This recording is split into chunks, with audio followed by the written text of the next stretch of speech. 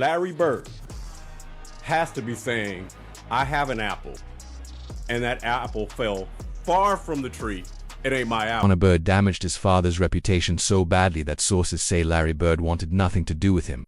You know, bro, I'm Marcus Jordan. I'm Michael Jordan's son. Marcus Jordan allegedly tried using his father's name to manipulate police, and Bronny James dragged his father into a public altercation with a high-profile analyst. In this video, I'm exposing the sons of NBA legends who tarnished names that were built on greatness. Let's start with Connor Bird. When you hear the name Bird in basketball circles, your mind immediately goes to Larry Bird the Hick from the three-time champion, three-time MVP, who defined the Boston Celtics' golden era from 1979 to 1992. Larry Bird wasn't just a player. Vision, competitiveness, trash talk legendary across generations. But there's another Bird who made headlines for reasons that had nothing to do with jump shots or banners in the rafters. Connor Bird. Born on November 15, 1992, Connor was adopted by NBA Hall of Famer Larry Bird and his wife Dinah Mattingly. Growing up in the Bird household meant growing up under a spotlight that never shuts off, surrounded by championship trophies, iconic memories, and constant reminders of basketball immortality. Every room in that house likely held a piece of Larry Bird's legacy. Connor had an adoptive sister, Mariah Bird, and a half-sister, Corey Bird. From Larry's first marriage, a relationship that itself carried a long, complicated history of estrangement and eventual reconciliation. Connor attended Indiana University, in the same state where his father was practically a deity. Sources say he showed early interest in basketball, whether from environment, expectation, or simply proximity to greatness, but Connor never pursued the game professionally. Instead, his path led somewhere far darker. The trouble started early. In 2011, at just 19 years old, Connor was charged with underage drinking and disorderly conduct. At the time, it barely registered nationally. Many dismissed it as youthful stupidity, something parents chalk up to immaturity and move past, but it wasn't a phase. It was a pattern. The real storm hit in February 2013. On February 10, 2013, the 21-year-old Connor Bird was arrested at Indiana University after an argument with his ex-girlfriend escalated into violence. According to police reports, Connor threw his cell phone at her, striking her and causing injury. But that wasn't the moment that froze the nation. The situation moved to a parking lot there. Connor allegedly attempted to run her over with his car twice before fleeing the scene. The victim flagged down campus police, who quickly located Connor's vehicle and arrested him. During the search, officers also discovered less than 30 grams of marijuana. The charges were severe: battery with injury, criminal mischief, intimidation with a deadly weapon, the car, criminal recklessness, possession of marijuana. Overnight, what should have been a local campus crime became national news. Headlines everywhere screamed some version. Oh, Larry Bird's son arrested. The media never missed a chance to attach Larry's name. That's what drove clicks. That's what sold outrage. Larry Bird, true to his intensely private nature, said nothing publicly. In April 2014, Connor reached a plea agreement, pleading guilty to a reduced charge of misdemeanor criminal recklessness. The battery and drug charges were dismissed on the condition that he complete a 12-month deferred sentencing program that included no further crimes, mandatory counseling, mentoring, abstaining from alcohol and drugs, and a strict ban on firearms or ammunition. After 2014, Connor Bird vanished from public view. No interviews, no updates, no attempts at image rehabilitation,